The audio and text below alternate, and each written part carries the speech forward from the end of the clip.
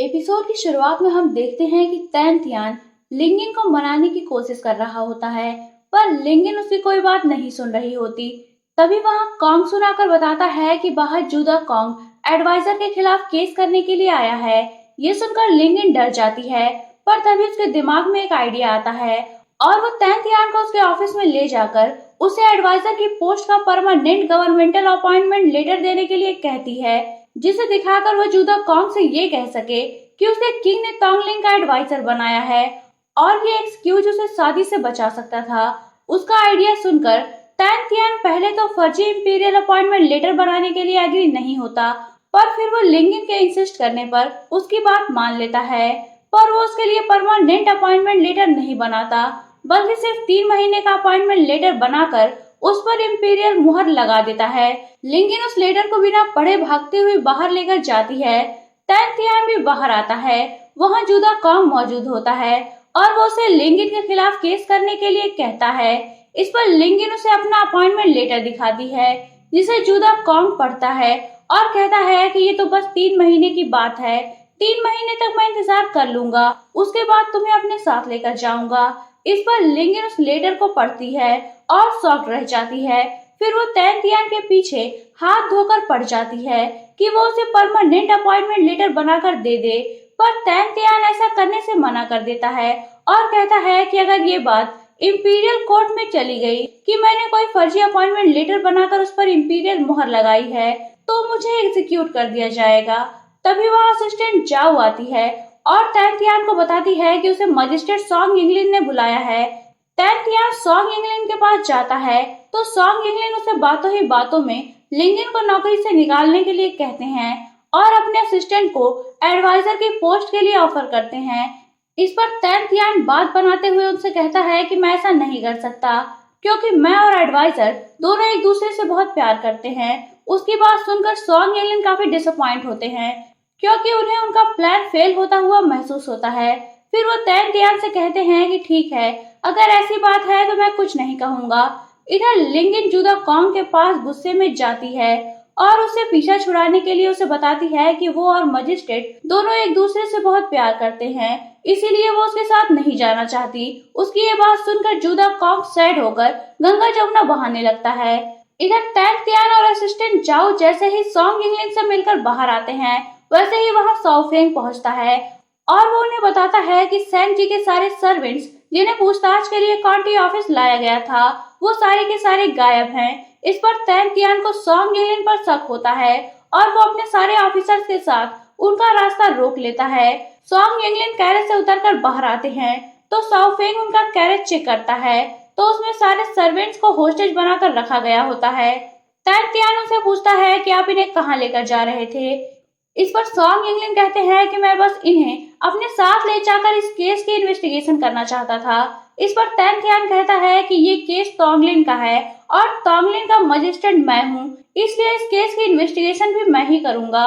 तैन तियान की बातें सुनकर सॉन्ग इंग्लिन को मजबूरन खाली हाथ ही वहाँ से जाना पड़ता है। वो सभी सारे सर्वेंट्स को वापस काउंटी ऑफिस ले आते हैं, पर तभी कॉन्गसुन आकर बताता है कि सारे सर्वेंट्स की मौत हो गई है। ऐसा लगता है कि जैसे उन्हें पहले ही जहर दे दिया गया था। ये बात सुनकर साओफेंग और तैन तियान दोनों शॉक्ड हो जाते हैं। इधर पायरस मस्कमेलन के पास आती है, उसके हाथों में इंक होती है। वो मस्कमेलन को बताती है कि हमारे मजिस्ट्रेट और एडवाइजर एक दूसरे से प्यार करते हैं, उन्होंने खुद इस बात को एक्सेप्ट किया है। ये बात सुनकर मस्कमेलन, जो कि सारे स्टाफ के कपड़े धो रही होती है, वो लिंगिन के कपड़ों पर पायरस के हाथ में मौजूद इंक उठाकर गिरा देती है। पायरस कहती है कि तुमने ये क्या किया। इस पर मस्कमेलन कहती है कि कुछ भी नहीं, ये एडवाइजर रोज रोज अच्छे कपड़े पहनकर सज धज कर आती है और यहाँ आकर वो मजिस्ट्रेट को सेड्यूस करने के अलावा कोई और काम नहीं करती। फिर वो उन कपड़ों को लिंगिन के पास भिजवा देती है। लिंगिन उन्हें देखकर परेशान हो जाती है, तो जुआंग उसे कहता है कि जरूर मस्कमेलन ने जानबूझकर जेलिसी में ये किया होगा, क्योंकि मैंने सुना है कि मजिस्ट्रेट तैन फी लॉन्ग ने मजिस्ट्रेट सॉन्ग इंग्लिन के सामने आपको अपने लवर बताया है, जैसा कि आपने जूदा कॉन्ग के सामने मजिस्ट्रेट को अपना लवर बताया था। ये बात सुनकर लिंगिन तुरंत तैन तियान के पास जाती है और वो उससे कहती है कि मैंने जूदा कॉन्ग से छुटकारा पाने के लिए आपको अपना लवर बताया है और मुझे पता है कि आपने मुझे सॉन्ग यिंगलिंग के सामने अपना लवर इसलिए बताया है ताकि सॉन्ग यिंगलिंग का असिस्टेंट उसका स्पाई बनकर कॉन्टी ऑफिस में ना आ सके। टैंथियान कहता है कि हाँ यही बात है, पर अगर तुम कहो तो मैं सबके सामने चलकर सबको सच्चाई बता देता हूँ। इस पर लिंगन कहती है कि आपको ऐसा नहीं करना चाहिए, बल्कि ये केस सॉल्व होने तक हमें एक दूसरे को अपना लवर प्रिटेंड करना होगा। तभी वहाँ दावांग आता है, तो लिंगन और टैंथियान एक दूसरे का हाथ पकड़कर खुद को लवर शो करने की कोशिश करते हैं। दावांग लिंगन को टैंथियान के साथ देखकर सैड होता है, क्योंकि लिंगन उसका क्रश थी। वो रोते हुए वहाँ से चला जाता है। इसके बाद टैंथियान और लिंगन एक दूसरे के लिए कुछ रूल्स बनाते हैं। टैंथियान लिंगन को सैंग-ची के केस के इन्वेस्टिगेशन में शामिल नहीं करता। इस पर लिंगन उससे कहती है कि मैंने अभी रिसेंटली एक मर्डर केस को सॉल्व करने में तुम्हारी हेल्प की है, फिर तुम मुझे इस केस में शामिल क्यों नहीं कर रहे। टैंथियान कहता है कि अगर तुम्हें यहाँ रहना है तो जैसा मैं कहूँ वैसा करना ही पड़ेगा, वरना तुम जुदा कॉन्ग के साथ घर जाकर शादी कर लो।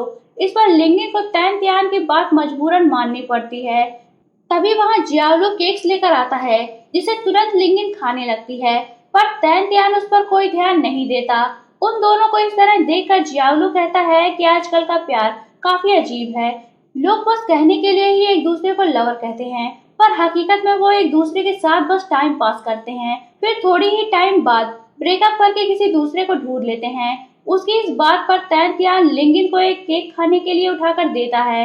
लिंगन जब उसे खाने लगती है तो वो भी उस केक का बाकी का टुकड़ा खाता है, जिस पर लिंगन शॉक्ड हो जाती है। जियाओलू भी हक्का बक्का रह जाता है और देवदास दावांग और भी ज्यादा दुखी हो जाता है। फिर जियाओलू उसे लेकर वहां से चला जाता है। उनके जाने के बाद लिंगन टैंथियान पर भड़क उठती है और कहती है कि अगर तुमने दोबारा ऐसा किया तो मैं तुम्हारा बहुत बुरा हाल करूंगी। तुम मुझे सबके सामने इस तरह बहाने बहाने से किस नहीं कर सकते। अगर तुम ऐसा करोगे तो मैं टैंथियान युआन से शादी कैसे करूंगी। इतना कहकर वो वहां से चली जाती है और उसकी इस बात पर टैंथियान मुस्कुराने लगता है। इधर शाओफेंग जुदा कॉन्ग के होटल में होता है और वो जुदा कॉन्ग से लिंगन के बारे में बातें करके फ्री में ड्रिंक पी रहा होता है। जाओ रुई भी वहाँ डांस कर रही होती है, पर तभी दोबारा वही बेवड़ा जाओ रुई के पास जाकर बदतमीजी करने लगता है, तो शाओफेंग उसे दोबारा जाकर पीटता है। वो बेवड़ा वहां से चला जाता है, तो जाओ रुई भी घबराने का नाटक करके अपने कमरे में आ जाती है। उसके कमरे में सॉन्ग यिंगलिन का एक असिस्टेंट एक खत रखकर गया होता है, जिसमें सॉन्ग यिंगलिन ने उसे कॉन्टी ऑफिस में जाकर सैंग-जी के केस के एविडेंस लाने के लिए कहा होता है।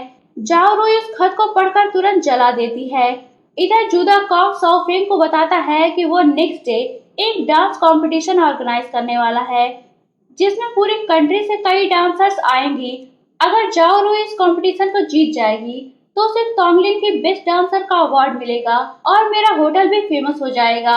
ये बात सुनकर शाओफेंग तुरंत जाओ रुई को बताने जाता है, तो जाओ रुई खुद को स्लीपी प्रिटेंड करती है और उसे बताती है कि उसकी तबीयत ठीक नहीं है। अगर कल डांस कंपटीशन होगा तो मैं उसमें पार्टिसिपेट नहीं कर पाऊंगी।